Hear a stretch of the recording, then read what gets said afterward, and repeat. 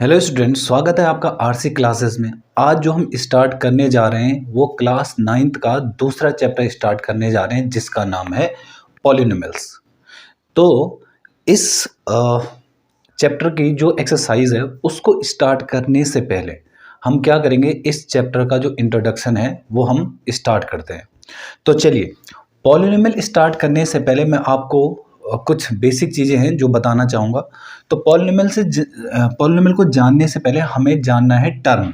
Term क्या चीज़ होती है?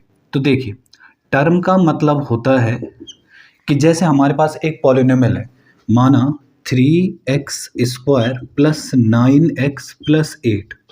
तो जो ये है ना, ये वाला, इसको हम एक टर्म कहते हैं। तो ये एक टर्म हो गया, ये दूसरा और ये तीसरा, तो इसमें 3 टर्म है। समझ में आया? अगर 2 टर्म है मेरे पास, एक और ये 2, तो इन 2 टर्म को अलग करने का काम केवल प्लस और माइनस ही करते हैं। अगर कभी माना इनके बीच में ऐसा होता, प्लस ना होता, तो ये एक ही टर्म माना जाता। तब ये एक ही टर्म था, कहाँ से लेकर कहाँ तक, यहाँ से लेकर और यहाँ तक ये एक ही टर्म है। तो माना अगर यहाँ पे ऐसा लिखा है मैंने 7x² y z² y² और z³ तो ये एक ही टर्म माना जाएगा। चाहे मैं उसको यहाँ पर से और पूरा यहाँ तक लिख लूँ, तब भी जो है ये एक ही टर्म माना जाएगा।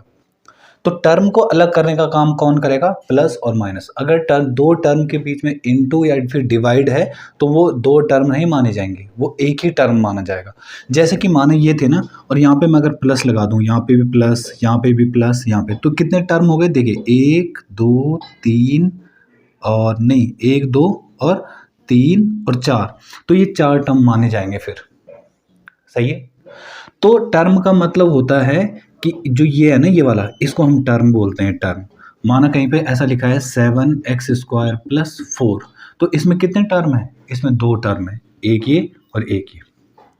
टर्म तो आपने क्लास 8 तो 9th में भी तो सीखा होगा, मतलब क्लास 8 में भी सीखा होगा। Like term, unlike term, clear. Algebraic expression तुम्हारे पास चैप्टर था, उसमें तुमने सुना होगा ये शब्द टर्म। क्लियर है? अच्छा, लाइक टर्म क्या चीज़ होती है? लाइक टर्म का मतलब होता है कि ऐसे 2 टर्म जिनमें सेम वेरिएबल और सेम पावर हो, उनको हम लाइक टर्म कहते हैं। तो वो लाइक टर्म आपस में जुड़ भी सकते हैं और घट भी सकते हैं। मतलब उनको हम आपस में ऐड भी कर सकते हैं, प्लस भी ऐड भी कर सकते हैं, माइनस भी कर सकते हैं, इनटू भी कर सकते हैं, डिवाइड भी कर सकते हैं। समझ में आया? जो लाइक टर्म होते हैं। अच्छा, लाइक टर्म का मतलब क्या हुआ? जैसे कि माना कहीं पे लिखा है 3x² और एक जगह लिखा है 4x²। तो देखिए, मैंने क्या कहा कि इनमें जो ये होता है ना, इस टर्म में, इसमें जो है उनकी सेम वेरिएबल होनी चाहिए। देखिए, यहाँ पे x जो है वो वेरिएबल है और उनकी पावर कितनी? 2। यहाँ पे x कितना है, मतलब वेरिएबल क्या है? x है और पावर कितनी है? 2। तो अगर कभी भी 2 टर्म में सेम वेरिएबल और सेम पावर होती है तो हम उसे लाइक टर्म कहते हैं। तो इन दोनों को हम जोड़ सकते हैं, मतलब 3x² और 4x² दोनों को जोड़ के 7x²। ठीक, इसे बोलते हैं लाइक टर्म। अच्छा, अनलाइक टर्म क्या होता है? अगर उनमें सेम वेरिएबल नहीं है या सेम पावर नहीं है तो वो अनलाइक टर्म होंगे। उनको हम केवल मल्टीप्लाई और डिवाइड ही कर सकते हैं, उनको प्लस माइनस नहीं कर सकते। ठीक, तो लाइक टर्म की बात हमने कर दी। अब बात करते हैं कोफिशिएंट। कोफिशिएंट क्या चीज़ होती है? जैसे कि माना एग्जांपल के तौर पे मैंने यहाँ पे लिखा है 5x²।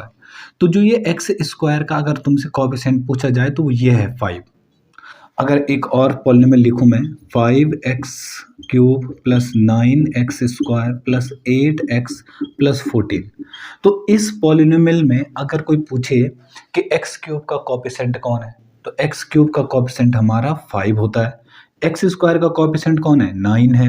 x का कोफिशिएंट कौन है? 8। और जो विदाउट वेरिएबल का होता है, जिसमें वेरिएबल नहीं होता और सिंपल नंबर होता है, उसे हम कांस्टेंट कहते हैं। क्या कहते हैं? कांस्टेंट। ये हमारा कांस्टेंट हो गया। और जो यहाँ पे इसके साथ लगे होते हैं, इनको हम कोफिशिएंट कहते हैं। इन्हें हम कोफिशिएंट बोलते हैं। जो किसी वेरिएबल के साथ नंबर जुड़ा होगा ना, तो उसे हम उस वेरिएबल का कोफिशिएंट बोलते हैं। और अगर नंबर सिंपल लिखा है, कोई उसके साथ कोई वेरिएबल नहीं है, x y z p q r कुछ नहीं है, तो उसे हम कांस्टेंट बोलते हैं। क्लियर है? अब बात करते हैं कि पॉलिनोमियल कौन कौन नहीं हो सकता। मतलब अगर मैं बोलूँ कि पॉलिनोमियल होता क्या है, तो पॉलिनोमियल होता क्या है कि जो टर्म होता है ना उनकी चेन होती है। तो जैसे माना यहाँ पे मैंने एक टर्म लिखा 3x², एक और लिखा 7x, एक और लिखा 8, तो ये टर्म ही तो हैं 1, 2 और 3। तो इनकी अगर चेन बना दी जाए ये प्लस, तो इससे जो बनता है हमारा वो एक पॉलिनोमियल बनता है। और पॉलिनोमियल होने के लिए ज़रूरी है कि उसकी जो वेरिएबल की जो पावर है वो हमेशा होल नंबर होनी चाहिए। होल नंबर मतलब 0 हो सकती है, 1 हो सकती है, 2 हो सकती है, 3 हो सकती है और इनफाइनाइट तक हो सकती है। ठीक, तो होल नंबर होनी चाहिए उनकी पावर। अगर उनकी पावर नेगेटिव में है तो वो पॉलिनोमियल नहीं होगा। अगर उनकी पावर फ्रैक्शन में है तो वो भी पॉलिनोमियल नहीं हो सकता। ठीक है, माना कहीं पे ऐसा लिखा है एग्जाम्पल के तौर पे 5x की पावर -2, तो ये एक पॉलिनोमियल नहीं हो सकता। क्यों? -2 जो है ना वो होल नंबर थोड़ी है, वो तो इंटीजर है। होल नंबर तो 0 से स्टार्ट होते हैं, तो ये हमारा पॉलिनोमियल नहीं हो सकता। मतलब नियम ये है कि पॉलिनोमियल होने के लिए ज़रूरी है कि वेरिएबल जो है, ये वेरिएबल उसकी पावर हमेशा होल नंबर होनी चाहिए। ठीक है, ना तो नेगेटिव होनी चाहिए। अगर कहीं पे लिखा है 7x की पावर 2/3, तो ये भी पॉलिनोमियल नहीं हो सकता। क्यों? क्योंकि इसमें वेरिएबल की जो पावर है ना वो कितनी है, अपॉन में है या फ्रैक्शन में है, तो इसका मतलब ये हमारा पॉलिनोमियल नहीं हो सकता। सही है। तो अब बात करते हैं हम कि पॉलिनोमियल कितने टाइप के होते हैं। तो टर्म के हिसाब से भी देखेंगे और पावर के हिसाब से। तो पहले हम बात करते हैं टर्म के हिसाब से कि टर्म के हिसाब से कितने टाइप के पॉलिनोमियल होते हैं। तो चलिए स्टार्ट करते हैं। टर्म के हिसाब से हमारे जो है 3 टाइप के पॉलिनोमियल होते हैं। टर्म के हिसाब से मतलब क्या हुआ कि अगर कभी भी किसी पॉलिनोमियल में केवल एक टर्म होता है, एक टर्म होता है का मतलब जैसे कि यहाँ पे हम यहाँ पे लिखें 3x या 7x² या 9x³। देखिए इसमें एक ही टर्म है हर जगह, इसमें भी एक है, इसमें भी एक है, इसमें भी एक है। तो जब कभी किसी पॉलिनोमियल में केवल एक टर्म होता है तो उसे हम क्या कहते हैं? इसे हम कहते हैं मोनोमियल। मोनोमियल क्लियर है। अगर किसी पॉलिनोमियल में 2 टर्म होते हैं जैसे कि 7x² प्लस 9x, देखिए 1, 2, तो 2 टर्म है। अगर किसी पॉलिनोमियल में 2 टर्म है तो उसे हम क्या कहेंगे? बाइनोमियल। बाइनोमियल, उसे हम क्या कहेंगे? बाइनोमियल। और अगर किसी पॉलिनोमियल में 3 टर्म होते हैं, 3 टर्म, जैसे कि माना एग्जांपल के तौर पे 9x³ प्लस 8x² प्लस 7, देखिए 1, 2, 3, तो इसमें ना 3 टर्म है। तो जब कभी भी 3 टर्म होंगे तो उसे हम ट्राइनोमियल कहते हैं। ट्राइनोमियल क्लियर हो गया। यह है टर्म के हिसाब से। अगर 3 से ज़्यादा टर्म है तो उसे पॉलिनोमियल ही कहेंगे। अगर एक टर्म है तो मोनोमियल, 2 टर्म है तो बाइनोमियल और 3 टर्म है तो ट्राइनोमियल। और 3 से ज़्यादा टर्म अगर किसी में है तो उसे पॉलिनोमियल ही कहेंगे। सही है। ये तो था बेस्ड ऑन टर्म। टर्म के हिसाब से हम पॉलिनोमियल को बांट रहे थे। अब हम बात करेंगे पावर के हिसाब से।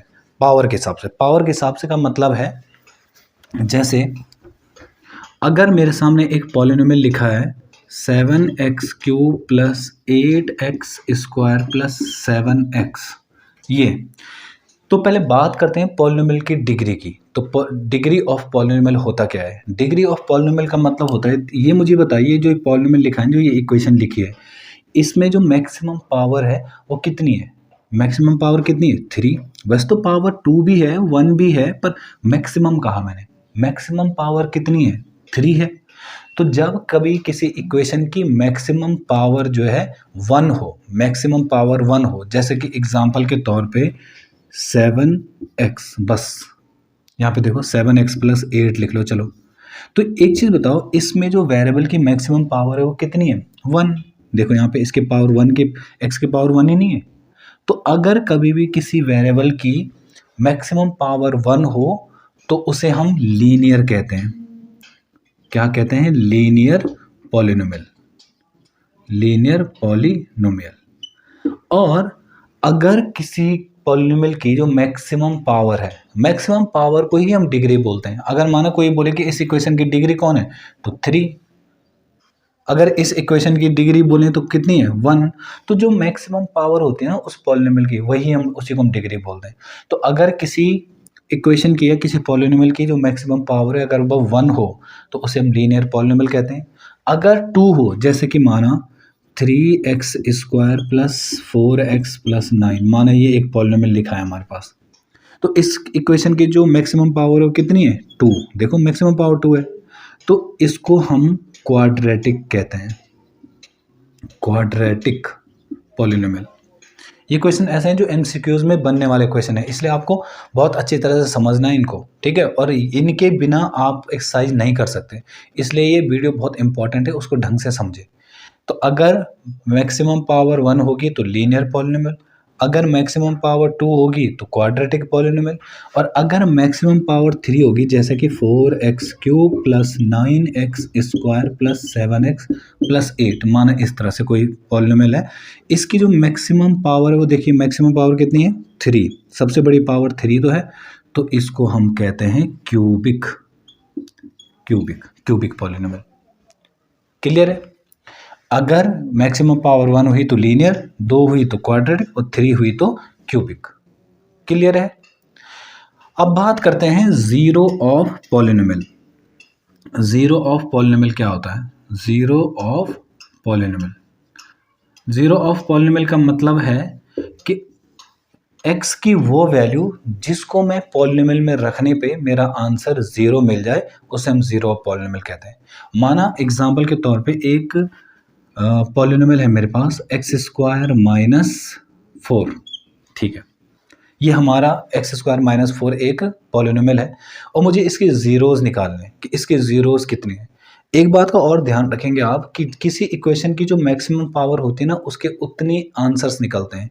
जैसे इसकी मैक्सिमम पावर कितनी है, 2, तो इसके हमारे x की 2 वैल्यूज़ निकलेंगे। अगर 1 है तो एक आंसर निकलेगा। माना कहीं पे एक क्वेश्चन लिखा है 7x प्लस 8, ठीक है, और हमें पूछा है कि इसका ज़ीरो बताओ, तो इसका x की वैल्यू 1 ही आएगी। क्यों, क्योंकि मैक्सिमम पावर कितनी है यहाँ पे 1। अगर मैक्सिमम पावर 2 है तो 2 आंसर आएंगे x के, अगर 3 है तो 3 आंसर आएंगे x के, ठीक है। तो जीरो ऑफ पॉलिनोमियल का मतलब होता है कि x की वो वैल्यू जिसको मैं यहाँ पर रखने पे मेरा आंसर 0 आ जाए। तो देखिए हम कैसे करेंगे इसको, जब भी किसी पॉलिनोमियल का हमें 0 निकालने के लिए कहा जाएगा तो हम क्या करेंगे, x² माइनस 4 इक्वल टू 0 रख देंगे, हमेशा इक्वल टू 0 है, हर बार हर क्वेश्चन में ऐसे करेंगे आप, ठीक। तो हम क्या करेंगे, x² वो जो माइनस है वहाँ जाके प्लस का 4, ठीक। जब यहाँ से स्क्वायर हटेगा तो वहाँ अंडर रूट लग जाता है, और x इक्वल टू हमारे पास क्या आएगा, प्लस माइनस 2। क्यों प्लस माइनस 2, क्योंकि देखिए -2 का जब मैं स्क्वायर करूँगा तब भी 4 बनेगा, और +2 का करूँगा तो तब भी 4 बनेगा। तो x की जो है यहाँ पे क्या आ रही है, 2 वैल्यूज़ आ रही हैं। ओके, तो ये हमारा क्या होगा, जीरो ऑफ द पॉलिनोमियल। तो अगर कोई पूछे कि x की क्या वैल्यू है जो वो जीरो ऑफ पॉलिनोमियल बन जाए, तो हम क्या करेंगे, हमेशा पॉलिनोमियल को 0 के सामने रख देंगे और उससे हमारा आंसर आ जाएगा। एग्जाम्पल के तौर पर जैसे यही था हमारा क्वेश्चन, अगर मुझे इसके ज़ीरोज़ निकालने तो मैं क्या करता, इसको सीधे 0 के बराबर रखता, तो 7x बराबर जो यहाँ प्लस है वहाँ जाके माइनस का 8, और जो यहाँ इंटू है वहाँ जाके डिवाइड, तो x बराबर -8/7। तो -8/7 इसका एक क्या होता, 0 होता। क्लियर है।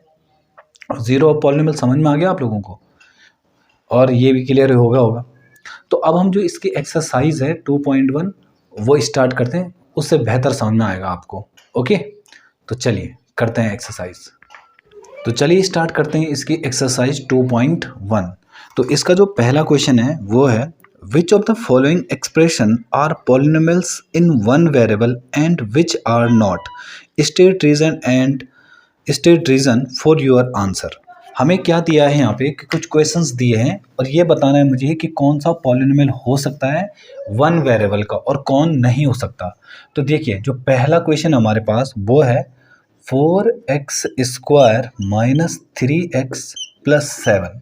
हमें ये बताना है कि ये पॉलिनोमियल हो सकता है या नहीं। देखिए, पॉलिनोमियल होने के लिए मैंने केवल एक ही कंडीशन बताई थी आपको कि उसकी जो पावर है, मतलब जो पॉलिनोमियल में जो वेरिएबल है उसकी पावर हमेशा होल नंबर में होनी चाहिए। तो चलिए चेक करते हैं। देखिए यहाँ पे, तो हमारे यहाँ पे जो x है उसकी पावर 2 है, हाँ होल नंबर होता है 2। अच्छा, x इसकी पावर यहाँ पे 1 है तो हो सकता है। तो इसका मतलब हम क्या लिखेंगे यहाँ पे, yes it is polynomial, yes it is polynomial. तो ये पॉलिनोमियल हो सकता है। ओके, सेकंड है हमारा y square plus under root 2। तो बताइए इसमें जो वेरिएबल है ना वाई स्क्वायर, उसकी जो पावर है क्या वो होल नंबर है? तो हाँ वो होल नंबर है, तो इसके लिए भी क्या लिखेंगे, यस इट इज पॉलिनोमियल। तो ये क्या है, ये पॉलिनोमियल हो सकता है।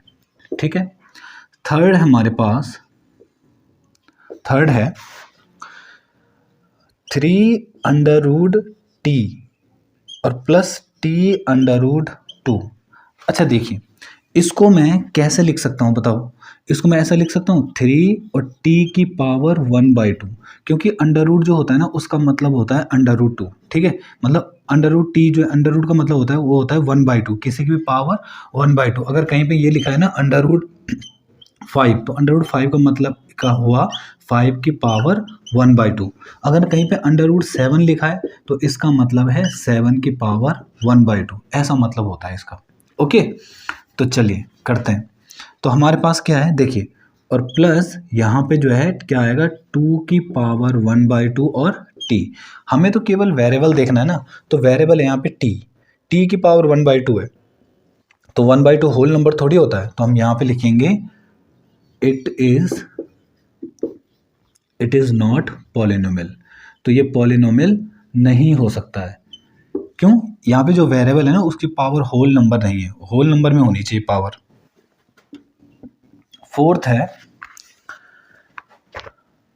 y plus 2/y। अच्छा देखिए यहाँ पे क्या गड़बड़ है।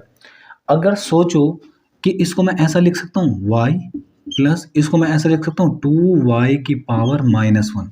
क्यों? जो नीचे है ना वो ऊपर आएगा। सही है, हमने क्लास 8 में पढ़ा है ना एक्सपोनेंट एंड पावर, कि जब वो नीचे होता है कोई वेरिएबल अगर उसको ऊपर लाएं तो उसकी जो पावर का साइन है वो चेंज हो जाता है। तो फिलहाल y की जो पावर 1 है तो 1 ऊपर जाएगा तो -1। अब देखिए जो यहाँ पे y की पावर ऑफ -1 है, -1 हुए होल नंबर नहीं होता है। तो यहाँ पे लिखेंगे it is not polynomial, it is not polynomial. तो ये पॉलिनोमियल नहीं है। फिफ्थ है हमारे पास x की पावर 10 प्लस y की पावर 3 प्लस t की पावर 50। यहाँ पे देखिए जो वेरिएबल्स हैं यहाँ पे उनकी पावर्स ना सबकी पावर होल नंबर है। कैसे? x की पावर 10 होल नंबर होती है, y की पावर 3 होल नंबर होती है, t की पावर 50 वो भी होल नंबर होती है। बट उन्होंने हमसे क्वेश्चन में क्या पूछा था कि which of the following expression are polynomial in one variable, जो वन वेरिएबल का हो। तो यहाँ पे वन वेरिएबल कहाँ है, 1 2 3, यहाँ पे तो 3 वेरिएबल हो गए ना। तो हम यहाँ पे लिखेंगे yes it is polynomial, yes it is polynomial but it is not polynomial, it is not polynomial of one variable. तो ये पॉलिनोमियल तो है बट वन वेरिएबल का पॉलिनोमियल नहीं है। क्यों? इसमें एक वेरिएबल का है, इसमें तो बहुत सारे वेरिएबल हैं। ओके, तो इस तरह से हमारा ये क्वेश्चन हो जाएगा। तो चलिए आते हैं क्वेश्चन नंबर 2 पे। तो क्वेश्चन नंबर 2 है हमारे पास, write the coefficients of x square in each of the following. हमें क्या करना है कि जो क्वेश्चंस दिया है, जैसे पहला क्वेश्चन है हमारे पास क्वेश्चन नंबर 2 का फर्स्ट पार्ट, ये गिवन है 2 plus x square plus x. हमें क्या करना है इसमें एक्स स्क्वायर का जो कोएफिशिएंट निकालना है। कोएफिशिएंट मैंने कैसे बताया था तुम्हें कि जो वेरिएबल के साथ जो नंबर्स लगे होते हैं ना उन्हें हम कोएफिशिएंट बोलते हैं। जैसे कि माना एग्जांपल के तौर पे 7x² प्लस 8x प्लस 9। अब देखिए यहाँ पे एक्स स्क्वायर का अगर कोएफिशिएंट पूछा जाए एक्स स्क्वायर का, तो वो इससे पहले कौन है 7, तो हमारा आंसर 7 होगा। x का कोफिशिएंट कौन है 8, और 9 जो है वो कांस्टेंट टर्म है। ये कोफिशिएंट क्यों नहीं है, क्योंकि यहाँ पे कोई वेरिएबल नहीं है ना, तो जो वेरिएबल नहीं होगा, विदाउट वेरिएबल का जो कांस्टेंट होगा सिंगल कांस्टेंट, उसे हम कांस्टेंट मतलब सिंगल जो नंबर होगा उसे हम कांस्टेंट कहते हैं।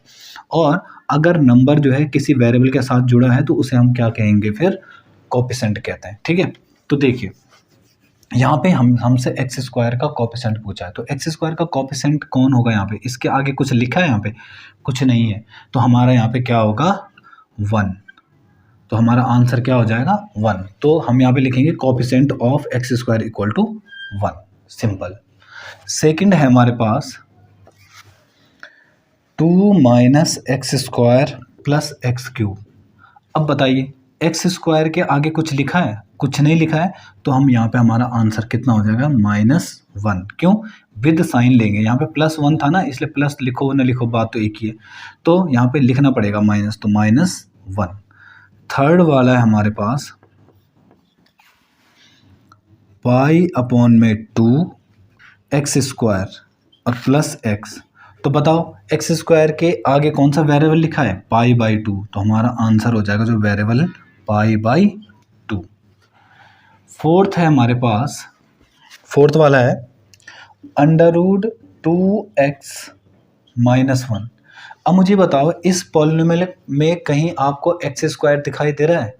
जब एक्स स्क्वायर है ही नहीं तो हमारा वेरिएबल, हमारा जो कोफिशिएंट है वो कहाँ से आएगा, तो हम क्या लिख देंगे सीधे 0। ऐसा क्यों कर रहे हैं हम, देखिए √2x², हम इसको 0x √2x, हम इसको 0x² - 1 ऐसा भी बोल सकते हैं, क्योंकि 0 के साथ x स्क्वायर का इंटू करेंगे तो 0 ही हो जाएगा पूरा, तो ये टर्म तो गायब ही हो जाएगा, तो हमारे पास वही तो बचेगा जो हमारा क्वेश्चन था। तो इसलिए हम क्या करते हैं, इसको इस फॉर्म में लिखते हैं, और हमारा कोफिशिएंट इस बार कौन है एक्स स्क्वायर का 0, तो इसलिए हम 0 लिखते हैं। ओके, तो क्वेश्चन नंबर 3 हमारे पास, give one example each of the binomial of degree 35 and monomial of degree 1000। इन्होंने कहा कि एक ऐसा एग्जाम्पल दो बाइनोमियल का, बाइनोमियल मतलब जिसमें 2 टर्म होते हैं, उसका वो तो बाइनोमियल होना चाहिए और साथ में उसकी डिग्री 35 भी होनी चाहिए। तो बताओ क्वेश्चन नंबर 3 तो बहुत आसान है, कैसे करेंगे। देखिए उन्होंने कहा एक ऐसा पॉलिनोमियल लिखना है जो बाइनोमियल हो, बाइनोमियल मतलब जिसमें 2 टर्म हो और उसकी डिग्री, मतलब डिग्री का मतलब उस पॉलिनोमियल की मैक्सिमम पावर, उसकी मैक्सिमम पावर कितनी होनी चाहिए 35। तो हमारा जो पहला है वो हमारा हो जाएगा x⁵ + 9, ये लिख दो, क्या दिक्कत है। देखो 2 टर्म है इसमें, 1 और 2 टर्म है, और साथ में इसकी मैक्सिमम पावर कितनी है 35। और दूसरा ये भी कह रहा है वो कि मोनोमियल, एक टर्म ऐसा भी लिखो जो मोनोमियल होनी चाहिए, उसकी जो है मैक्सिमम पावर कितनी होनी चाहिए 1000 होनी चाहिए। तो हमारा जो सेकंड है वो हमारा क्या, सेकंड का आंसर क्या हो सकता है x⁵1000। बस देखो ना, इसमें एक ही टर्म तो है, एक टर्म है और साथ में जो है मतलब मोनोमियल भी है और साथ में उसकी पावर कितनी है 1000 है। ओके, तो चलिए आते हैं क्वेश्चन नंबर 4 पे। तो क्वेश्चन नंबर 4 है हमारे पास, write the degree of each of the following polynomial. हमें क्या करना है इसका, हमें जो ये पॉलिनोमियल गिवन है इसकी हमें डिग्री निकालनी है। तो देखो कैसे करेंगे, फर्स्ट जो है हमारे पास वो है 5x³ + 4x² + 7x। देखिए इस पूरी पॉलिनोमियल को हम देख रहे हैं यहाँ पे, जो इसकी मैक्सिमम पावर है वो 3 है, तो इसका मतलब जो इसकी डिग्री हो जाएगी वो कितनी हो जाएगी 3, क्योंकि मैक्सिमम किसी भी इक्वेशन के या किसी भी पॉलिनोमियल की जो मैक्सिमम पावर होती है उसी को तो हम बोलते हैं डिग्री। तो इसकी मैक्सिमम पावर तो 3 थी, इसलिए हमारा डिग्री क्या हो जाएगा 3। तो सेकंड है हमारे पास 4 - y²। तो बताओ इसकी डिग्री कितनी हो जाएगी, इसकी मैक्सिमम पावर कितनी लग रही है आपको, देखो मैक्सिमम पावर 2 है, तो हमारा डिग्री 2 हो जाएगा। थर्ड है हमारे पास 5t - √7। अब देखिए इस t की पावर कितनी है, यहाँ पे जब पावर कुछ ना हो ना तो वहाँ पे 1 माना जाता है, ठीक है। तो हमारी जो इसकी डिग्री है ना, इसकी डिग्री वो कितनी हो जाएगी 1, सिंपल। चलिए आते हैं फोर्थ वाले पे। फोर्थ हमारे पास 3, क्या इसमें वेरिएबल है? जब वेरिएबल है ही नहीं तो पावर कहाँ से होगी फिर? तो हमारी जब वेरिएबल ही नहीं तो हमारी डिग्री कितनी हो जाएगी? 0।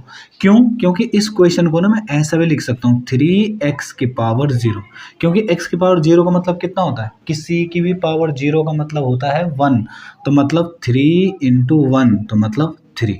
तो घुमा फिरा के मैं यहीं पहुंच गया ना जहाँ से क्वेश्चन लिया था मैंने। तो इसका मतलब इस क्वेश्चन को मैं ऐसा भी लिख सकता हूँ 3x की पावर 0। अब बताओ इस पॉलिनोमियल की मैक्सिमम पावर कितनी है? 0। तो इसका मतलब हमारी जो डिग्री है वो कितनी हो जाएगी? 0। सिंपल। ओके, तो चलिए आते हैं अब क्वेश्चन नंबर 5 पे। तो क्वेश्चन नंबर जो 5 हमारे पास वो है, classify the following as linear, quadratic and cubic polynomials. हमें क्या करना है इस क्वेश्चन में कि हमें ये बताना है कि जो ये पॉलिनोमियल गिवन है ये हमारा लीनियर है, क्वाड्रेटिक है और क्यूबिक है। मतलब हमारा लीनियर कब होता है? जब कभी भी किसी पॉलिनोमियल की जो मैक्सिमम पावर है वो 1 हो। जब मैक्सिमम पावर 2 होती है तो हमारा क्या होता है? क्वाड्रेटिक होता है। और मैक्सिमम पावर 3 हो तो हमारी क्या होती है? क्यूबिक होती है। तो चलिए आते हैं क्वेश्चन पे। 5th का जो फर्स्ट है हमारे पास, फर्स्ट पार्ट वो है x² + x। तो बताइए इसकी जो मैक्सिमम पावर है वो कितनी है? 2 है ना। तो इसका मतलब ये क्वाड्रेटिक रहा है या क्वाड्रेटिक है। ठीक। सेकंड है हमारे पास x - x³। बताओ इसकी मैक्सिमम पावर कितनी है? मैक्सिमम पावर 3 है ना। तो जब 3 होती है तो उसे हम क्या कहते हैं? क्यूबिक। थर्ड है हमारे पास y + y² + 4। इसकी मैक्सिमम पावर बताओ, इसकी मैक्सिमम पावर कितनी लग रही है आपको? 2 लग रही है ना। तो इसका मतलब जब 2 होती है तो वो क्वाड्रेटिक होता है, क्वाड्रेटिक। चलिए आते हैं 4th वाले पे। तो 4th है हमारे पास 1 + x। बताओ इस जो पॉलिनोमियल की जो मैक्सिमम पावर है वो कितनी है? 1। क्योंकि देखो ना x की पावर 1 है, मतलब x एक ही बार लिखा है तो x 1। तो इसका मतलब ये लीनियर है। ये जो हमारा पॉलिनोमियल है वो लीनियर पॉलिनोमियल है। 5th है हमारे पास 3t। अब t की पावर कितनी है? 1 है ना t की पावर। तो इसका मतलब ये भी हमारा क्या रहा होगा? लीनियर रहा होगा। सही है। 6th है हमारे पास, 6th r²। देखिए इस पॉलिनोमियल की जो पावर है ना वो कितनी है? 2।